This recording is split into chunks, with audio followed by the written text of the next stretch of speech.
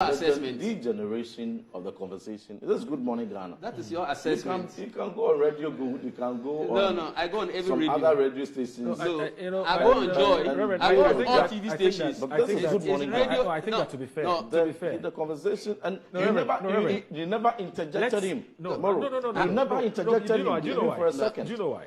You never interjected him. Do you know why? I have not even started my submission. No, do you know why? I'll give you one of the principles that I hold is that when we start a conversation, let's depersonalize it. That's it. If you have, did he not personalize things? No. What I'm saying, not personalize any. Hold on. Every statement he made, calling people criminals, hold on. was not personal. He didn't mention anybody. He mentioned names. No, he didn't mention anybody.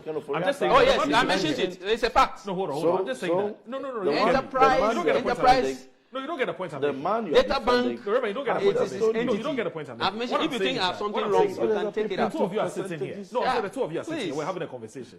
I've not. If you have an opinion, you are attacking John Mahama's personality. No. And you think we shouldn't? No. I beg you. Please. No. The man is sitting here. I respect him so much. So let's respect each other. He has stated his opinion. Yes. On what he thinks about the economy. Yes. So if you can attack the issues, devoid of attacking him as a person. I've not attacked him. No, you have. You are attacking my personality. You are rather degenerating the conversation. No. You are attacking my personality. I didn't attack your personality when you're talking on education. I kept quiet. Please.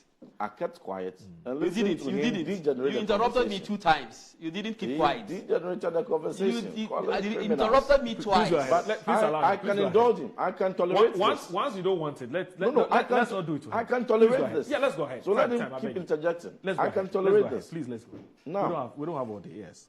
I have so much respect for a president of my country. He might be from another party, but he's the president of my country. And therefore, however the disagreement I have with him, I'll be very measured in the way I express my contrary opinion about his thoughts. Yeah.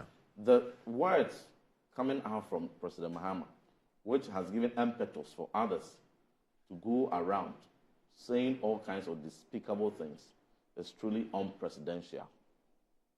If there's anything that can be called presidential loose talk, this is a typical one.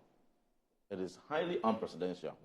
We in Parliament, even as members of Parliament, who may be deemed as may not be as superior as the office of the president, have standards. And we have parliamentary words and standards in our speech. The Speaker of Parliament will not even grant just any utterance at all. And therefore, it is expected that once one becomes president, campaign is over, gallery speeches are over, and it is expected that your words become seasoned with salt. A whole president goes to describe a country that he is managing, a country that every word he speaks is a signal in the international system to the financial markets, to investors, and you were able to describe your country as one that is a criminally, managed economy. We are in a country where this same president has come to free 12 high-profile cases, very criminal charges against them, facing prosecutions, haven't come to free them. People who were alleged to have committed serious financial crimes. Alleged. Yes, alleged. And I'm using my word advisedly. I would not degenerate into any loose talk.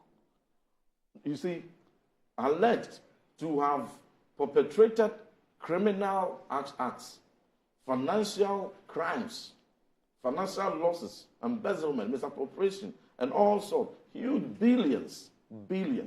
He has come to clear all of them. And now he has the opportunity to speak to Labour, because you cannot meet how President Akufo-Addo pampered the Ghanaian worker, and therefore you come in and you must denigrate his legacy. The criminally managed economy is the economy that bequeathed $9 billion to President Mahama in gross international reserve. Way higher than the $6.2 billion inherited in 2017. The economy that President Mahama claims is criminally managed is the economy that ensured that trade balance had surplus of $3.5 billion, as against his very mediocre legacy of a deficit of $1.8 billion, from a deficit of $1.8 billion compared to a surplus of $3.5 billion. That is the kind of economy he has words to describe, unspeakable words to describe. Now, the economy that President Mahama claims was criminally managed is the economy that bequeathed to him overall GDP growth rate of 7.2% as of quarter 3 of 2024, as against his record of 3.9% in between 2013 and 2016. This is the economy compared to his aggregate GDP growth of 2.8%, grew by aggregate to all the way 5.9% by quarter 3 of 2024. Per capita income under his sacrosanct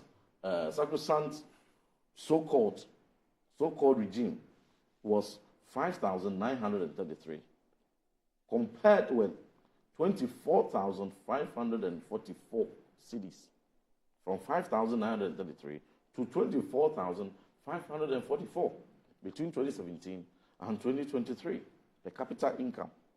Budget deficits in President Mahama's so-called sacrosanct regime was deficit 6.7% of GDP, compared to 3.4%, half of that. Now, that economy that he has words, unspeakable words to describe, was able to afford the Ghanaian worker in 2017 12.5% increment in salary. 2018, 11% increment. 2019, that was even deemed as one of the least, 10%. 2020, 15%. 2021, 4% plus 15% interim premium. 2022, 15% COLA on base salary. 2023, 30%. The economy he has words to describe is the economy that was able to afford 30% increment on salaries to our cherished public sector workers. 2024, we had the first part, January to June, base pay increased by 23%, and the second half, between July to December, 25%. That is what will be bequeathed to President Mahama. And so if you cannot and will not be able to meet the high standards of priority, of respect, and of utmost importance we attach to the welfare of the Ghanaian worker, respecting their sweat and the sacrifices they put in, contributing to productivity, and we thought it important to give them, we thought it deserving of them to have 30% pay increase, 23%, 25% pay increase just in the last 6 months. You come in to do a paltry 10%. And with that paltry 10%, you want people to clap for you and to smear the great legacy you came to inherit. My surprise, my brother, is that out of this, the president has demonstrated serious disrespect for the Ghanaian working population. Why do I say so? You have come to revoke over 20,000 public sector workers' appointments, most of whom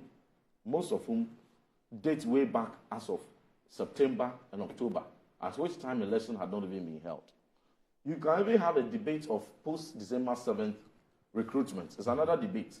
They sent their own government spokesperson at the time, on my good friend and my neighbor, Honorable Akufo-Addo, in 2016 and 2017, during the transition, to say that when the government has not handed over by January 7th, they are still government and they have the power to appoint, they have the power to recruit. What changed? So that debate can even be had on the category of persons employed or recruited between December, legitimately so recruited. Let us look at a chunk of over 23,000 public sector workers. that were recruited? Granted, you even have a problem with that. What about those recruited in September and October? Numbering over 23,000. You have revoked all of them.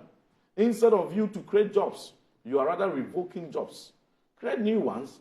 Your 24-hour economy, create it.